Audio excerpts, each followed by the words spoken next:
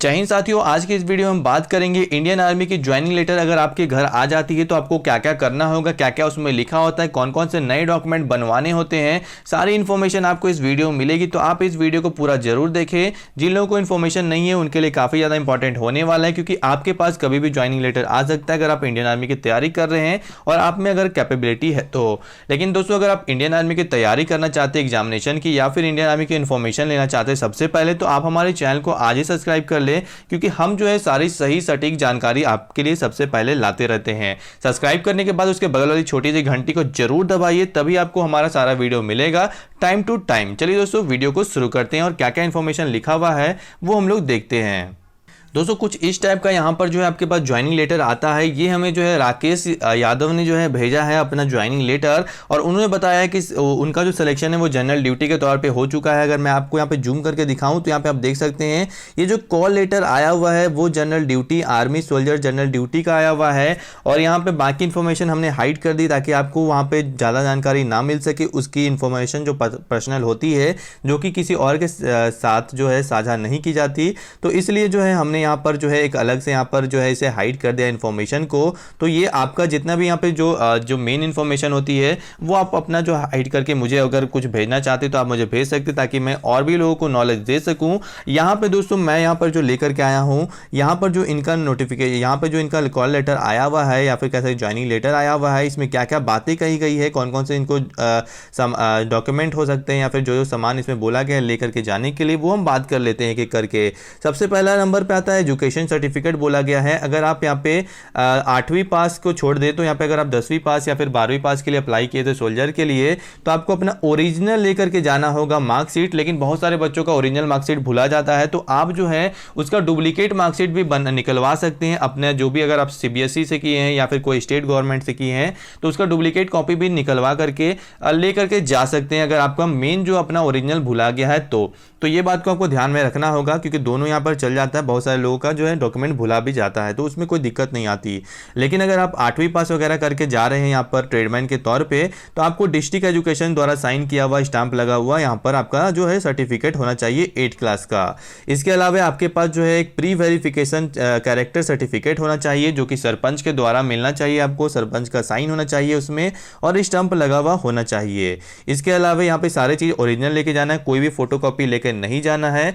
आप इन सारी चीज़ों का फोटोकॉपी करा करके घर में रख सकते हैं, अपने साथ रख सकते हैं, लेकिन वहां पर जो है सब कुछ ओरिजिनल लेकर के जाना होगा, क्योंकि सारा चीज़ आपका जमा हो जाएगा।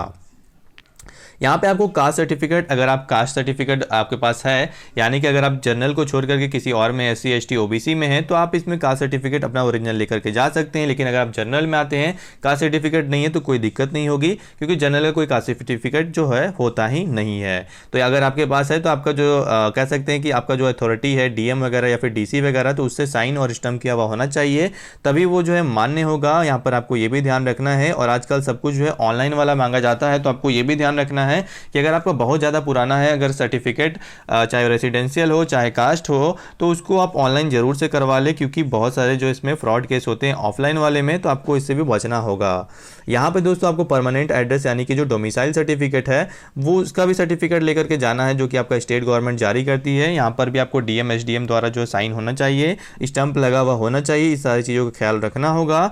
यहाँ पे आपको अगर आप कोई रिलेशन आपके पापा या फिर भाई थे उसके थ्रू जा रहे हैं तो रिलेशन सर्टिफिकेट चाहिए होता है, लेकिन अगर नहीं है तो कोई दिक्कत नहीं होती इसमें। सबसे इंपॉर्टेंट यहाँ पर आता है एक बात, और इसके लिए मैं आपको यहाँ पर ट्रिक बताने वाला हूँ, जो कि दोस्तों होता है ज्वाइंट फैमिली फोटो। बहुत सारे ऐसे केस में देखा जाता है कि बहुत सारे जो आपका जो फैमिली है उसमें ज्वाइंट फैमिली फोटो मांगा जाता है, यानी कि आपके जितनी भी जो भी परिवार के लोग हैं आपका सभी का फोटो चाहिए। परिवार का मतलब यानी कि जो आपके पापा से जो हुए, यानी कि आपके भाई, आपके बहन, आपकी मम्मी और आप या फिर आपके जो पापा हैं, इन सारे लोगों का एक साथ फोटो होना चाहिए। लेकिन बहुत सारे केस में ऐसा भी देखा जाता है कि उनके भाई या फिर बहन जो है वो उनके घर में नहीं है, कहीं और पढ़ने गई हुई है, कहीं बाहर गई हुई, कोई दूसरे कंट्री में हो या फिर कह सकते हैं दूसरे स्टेट में हो या फिर दूसरे डिस्ट्रिक्ट में हो, और उनको उस समय बुलाना पॉसिबल नहीं होता। तो उस केस में जो है आपको यहाँ पर फोटो को, अगर आप फोटो वाले के पास जाएंगे, उनका अगर फोटो ले करके सिंगल फोटो, तो वो सारे फोटो को ज्वाइन कर देता है।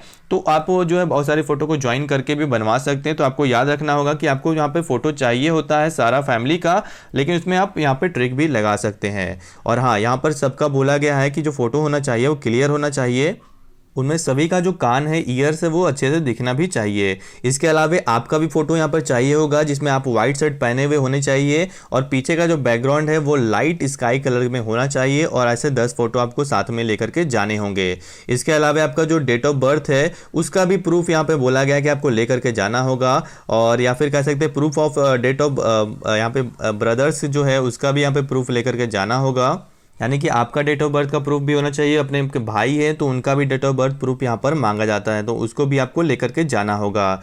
इसके अलावा 2 पासपोर्ट साइज जो है ज्वाइंट फ़ोटो भी आपके पास होना चाहिए।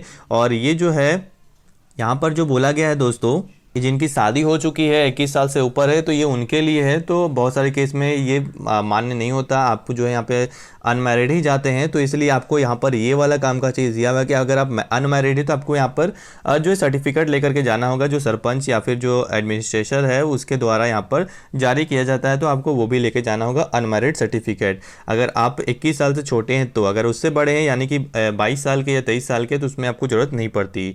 अगर आपके पिताजी अगर आप रिलेशन भर्ती के थ्रू जा रहे थे तो आपको डिस्चार्ज बुक लेके जाना पड़ता है, अगर नहीं है तो कोई दिक्कत नहीं। एनसीसी सर्टिफिकेट है तो ठीक है, नहीं है तो कोई दिक्कत नहीं। पैन कार्ड आपको लेके जाना होगा, आधार कार्ड भी चाहिए होगा, बिना इसके आपका सिलेक्शन नहीं होने वाला। इसके अलावा दोस्तों यहाँ पे आपको एफिडेविट भी लेकर के जाना होता है, जो कि यहाँ पे पूरा लिखा रहता है, उसी चीज़ को आपको यहाँ पर बनवा करके लेके जाना होगा। और ये 10 रुपये का जो यहाँ पे स्टाम्प पेपर होता है उसके थ्रू बनवाया जाता है, तो पूरा इन्फॉर्मेशन आपको यहाँ पर मिल जाएगा। और स्पोर्ट्स सर्टिफिकेट वाले लोगों के लिए यहाँ पर अलग से यहाँ पे इन्फॉर्मेशन दिया हुआ है, तो आप अगर स्पोर्ट्स सर्टिफिकेट जाते हैं तो आपको यहाँ पे इन्फॉर्मेशन मिल जाएगा।